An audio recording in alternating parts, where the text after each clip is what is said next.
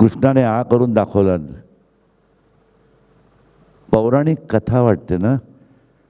ब्रह्मांड तोंडात दिसली आणि आई चक्कर येऊन पडली. अरे कृष्णाचं काय, तुमच्याही तोंडात ब्रह्मांडाची ताकद आहे बॉस. प्रत्येक दाताच्या मुळाशी एक एक सीड आहे. 32 दातांच्या मुळाशी 32 बीजाक्षर आहेत आणि 4 जिभेत आहेत. फक्त योग्य पद्धतीने सुस्पष्ट उच्चार आणि त्याच्यामागचा बॅकअप भावनांचा. कारण भावनांशी तुमचे बॉडी मेटाबॉलिझम कनेक्टेड आहे.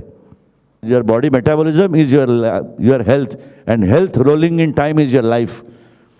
So if you really want to bless your life, you have to take care of your body, and body is created by your body metabolism. Body metabolism is created by chemicals. Chemicals are triggered, connected to your hormones. Hormones are emotions. सब कुछ भाव रे भाव.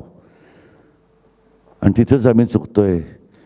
Not for anybody else, for your own self. अच्छा सोचो, अच्छा बोलो, अच्छी कृति करो. भगवान के सामने भीख मांगने की जरूरत ही नहीं है. क्यों मांगते हो भीख? क्या तुम भगवान नहीं हो?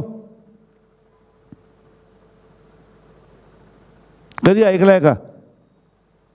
फणसाचा बाप कोण होता? फणसच होता. त्याचा बाप फणसच, फणसाचा बाप फणस, चिकूचा बाप चिकू. मग नराचा बाप कोण आहे? नर. नराचा बाप कोण? नर. सो जो कोण मूळ असेल परमेश्वर, तो पण नरच असणार आहे ना रे.